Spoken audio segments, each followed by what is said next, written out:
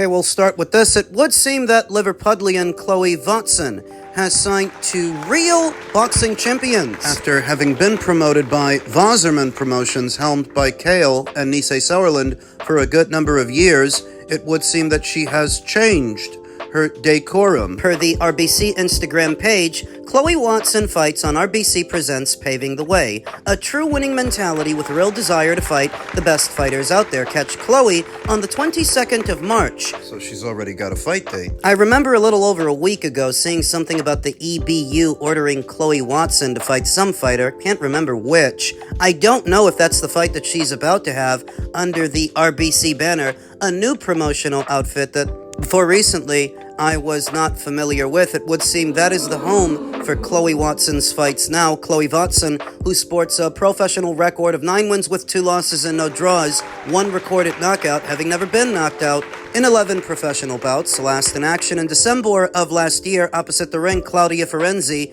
who Khloe knocked out in the second round of a contest scheduled for 6. Before that, she was coming off of 2 consecutive losses to Jasmina Zapotochna and Shannon Bryan. Khloe was actually very active in the previous year, fighting 3 times, though 2 of the 3 fights were losses. No shame in those losses either, because Jasmina Zapotochna and Shannon Bryan are 2 of the better fighters you'll find anywhere at or around these weights. When you're fighting good fighters on a regular basis, losses are gonna happen. There's no shame in that, and it's a lot better than protecting an O that nobody cares about. As the boxing gods put further distance between this new era and the Mayweather era where the O was the focus. What you will find is that in most eras of boxing, not including the Mayweather era of boxing, the O was not important. The unbeaten record, the good fighters, the really good ones, often had 1 or 2 losses, and it's all right. It's okay. Khloe Watson is a fighter who has fought as low as flyweight, super flyweight. Her last outing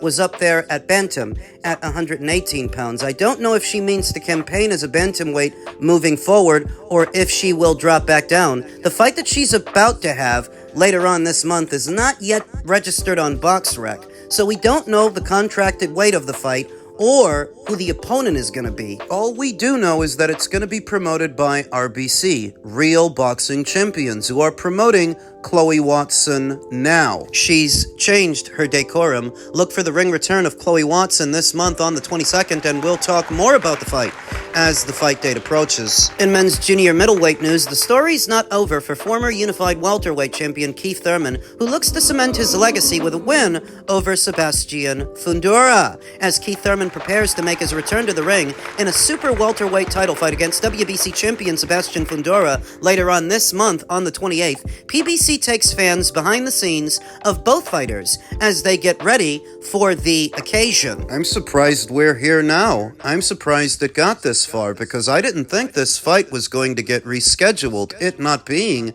much of a moneymaker in 2026. Neither Keith Thurman or Sebastian Fundora are big marquee attractions, so to do a fight between them and put it behind a paywall, you got a lot of fucking nerve. One can reflect and say, you were the unified welterweight champion, you packed out the MGM Grand, yeah, they can still throw me in the Hall of Fame as is, but something in my heart, something in my gut, something in my soul says the story's not over, Thurman said. So for me, don't matter if Fundora is 6'6" or 6'7", he can't stop me. Fundora doesn't know what's about to hit him. He doesn't know what the fuck he just did. Fundora, however, has other plans for what's to come. Keith Thurman is a Hall of Famer? Because he unified 2 titles in the welterweight division, one of which he was elevated to. He didn't even beat a champion for it. The WBA. So he's a Hall of Famer because he beat Danny Garcia for the WBC? Is that it?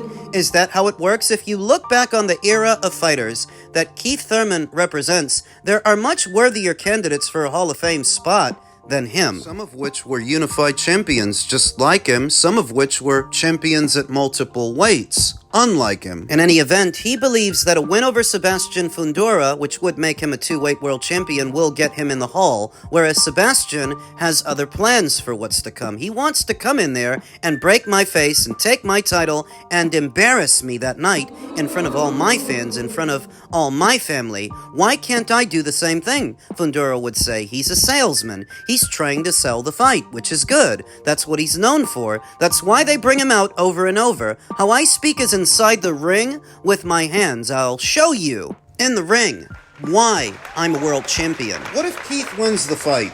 Is that enough to get him in the Hall? Becoming a two-weight world champion? Well, that depends. Do you believe that Ricky Burns, for example, should enter into the Boxing Hall of Fame on the premise that he's been a two-weight world champion?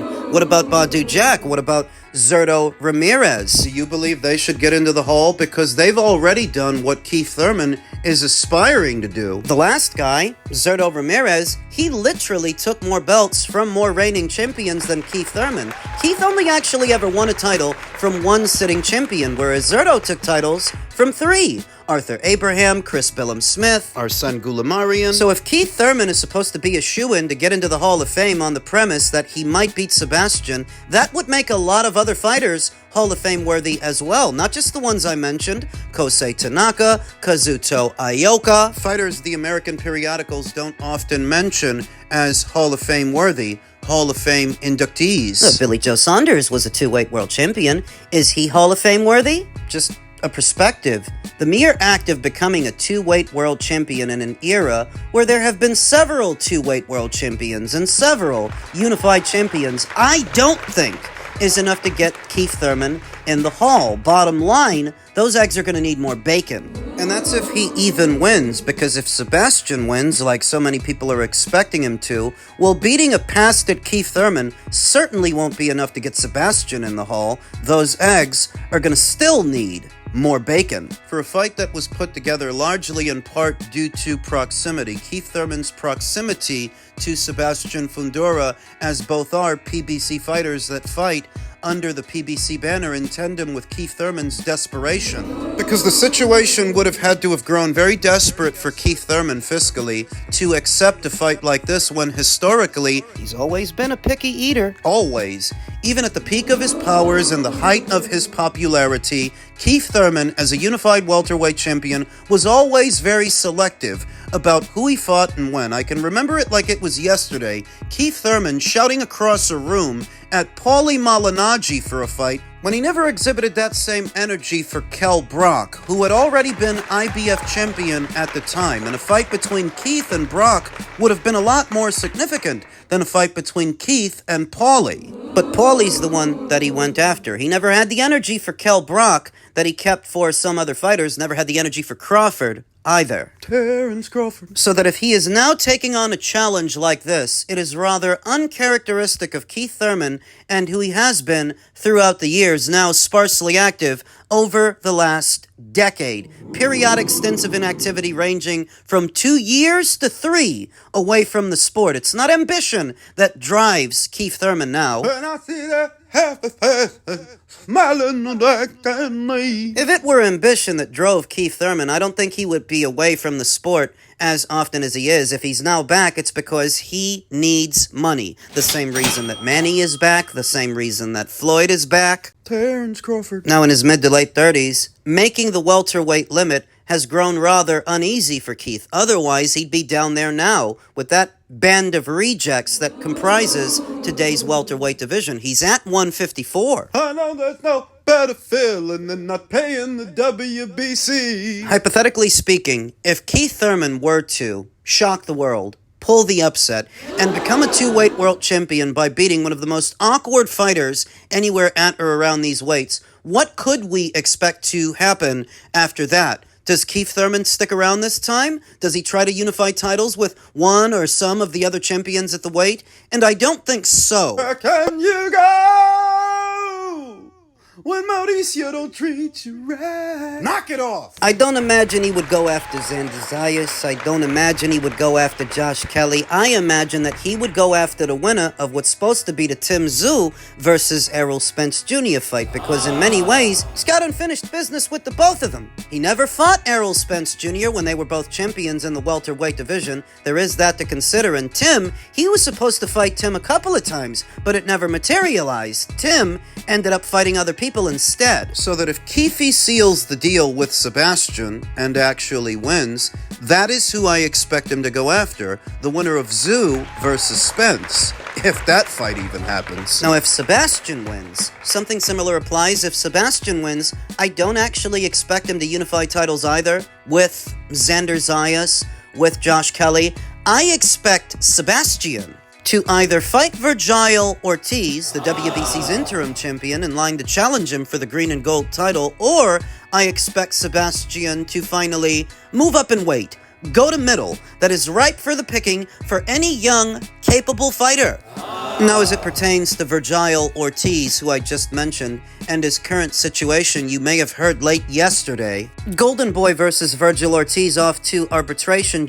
Ennis fight in doubt, says The Ring. The judge ruled the legal battle will now head to arbitration, where Goldenboy and Ortiz will look to settle the matter, and with it, efforts to stage a spring fight between Ortiz and Ennis, which took a major blow. I hereby order that Ortiz may not negotiate or contract with third parties for future fights before the arbitrator addresses the parties' disputes set forth in this action, the judge ruled. There is no timetable for the situation to be resolved, throwing Ortiz's immediate future in doubt. The judge asked that the arbitrator help settle the matter by September 2nd. Ortiz sorely hopes for a quicker resolution so he can continue his ascending career. Ortiz seeks to become a promotional free agent. This all stems from a January lawsuit that the boxer filed against Goldenboy. Justice prevails. De La Hoya posted on social media Monday evening. He tagged Matchroom Boxing, Vergil Ortiz, and the fighters' manager,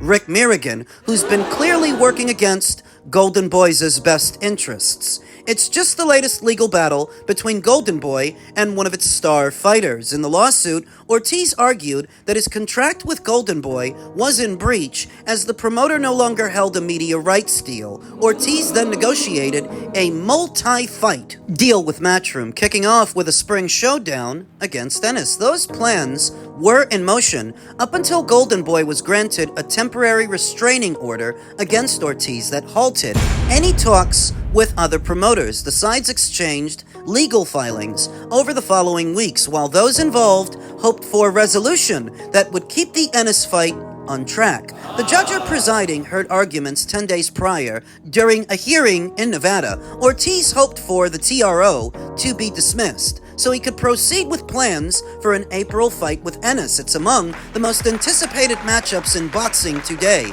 Ortiz is the ring's #1 boxer at junior middle. What this essentially ensures is that Goldenboy Promotions will not be cut out of the picture, cut out of Vergil Ortiz's career. It doesn't mean that the Ennis fight is dead. What it means is that if it happens, Goldenboy is going to be involved, whether Vergil and Rick Mirrigan like it or not. Involved. Because don't forget who really wants this fight and who's really pushing for it. Never mind the two teams, their managers and their promoters, never mind their competing interests and whatever they say. The guys above them want this fight. The platform itself, DAZN, they're the ones pushing for it, likely as a means to spruce up what is supposed to be their ultimate tier that would require existing subscribers to pay extra so that they don't have to pay extra. What? DAZN is doing more and more pay-per-views now, to the point where they're offering a discount.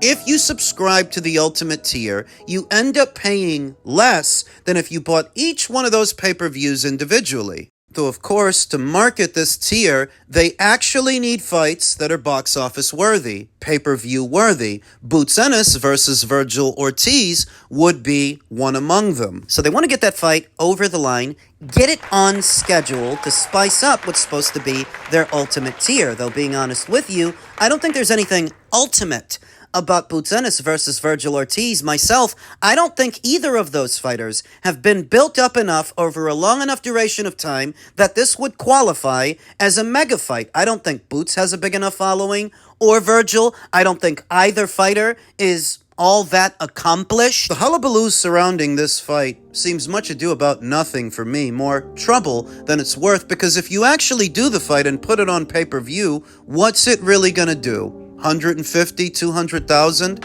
If you're lucky. I don't see 500,000 buys, let alone 1 million. No. I'm a little bit conflicted on the issue because commercially, I don't actually think this is that big a fight, though at the same time, I like that DAZN is pushing for it. I like that they're putting their foot down because that's what broadcasters need to do with these promoters. Don't just give them a budget and turn the other way, turn the other cheek. It's your money. You tell them what you want them to do with it because you're the broadcaster. Put your foot down. Quality control. That's what the sport's been missing in a sport fragmented by competing interests in several sectors. It's important for the people providing the money, in this instance, DAZN, to ensure that it's not getting fucked off on stay busy fights and filler fights like Goldenboy Promotions likes to keep their fighters in. They want this fight. And even if I don't think this fight is all that big, it is refreshing to see the platform get involved. Another reason that this fight might happen, Goldenboy Promotions and DAZN have not yet finalized a new deal, an extension that would keep the promoter on the platform. Goldenboy is under pressure to deliver that fight. Maybe if they do, they'll get a new deal. So that's another reason it might actually happen. I don't know if it happens as soon as April, but the main thing is that DAZN themselves want this fight. Now that Vergil Ortiz is not at liberty to leave and cut Oscar De La Hoya and Goldenboy out of the picture. He's still under contract with Goldenboy. That still puts pressure on Goldenboy to deliver the Boots-Ennis fight. And if you both want to do it, if Vergil wants to fight Boots and Goldenboy wants to make it, then make it and shut the fuck up. You can expect Oscar De La Hoya's next installment of Clapback Thursday to be a spicy one. I expect him to make some mention of Rick Mirrigan! Hey, Rick thought he was slick. These are boxing managers intended to act as a buffer between the fighter and the promoter, as their interests are not always the same, and the manager is always looking for a better deal. What do you think Keith Connolly was looking for when he worked behind Matchroom's back to funnel Conor Benn over to Zuffa? What do you think Rick Mirrigan was looking for when he just tried to funnel Vergil Ortiz over to Matchroom? Better deal, that's what, but these managers are not always at liberty to do so. Enter Goldenboy Promotions, who remains on the scene and in the picture, that if you are going to make the Boots-Ennis fight, they're going to be involved. Sensing a noticeable pattern between Goldenboy Promotions and what are often their flagship fighters, whether it's Canelo or Ryan, in this instance Devin, they always end up wanting to leave. At odds with Oscar, at odds with the company. It's an established pattern. But I will give Goldenboy Promotions this. They always keep a few new faces around, fresh ones. Signing 4 new fighters in Joel Iriarte, Grant Flores, Caden Griffiths, Dylan Capetillo. Fighters come and go. They rise and fall like the wheat, especially at Goldenboy Promotions. So a sign of health is your ability to acquire new fighters. And so they have, along with hanging on to one of their star fighters, Vergil Ortiz. Even if it's against his wishes, even if it's just for a while longer, he's not going anywhere.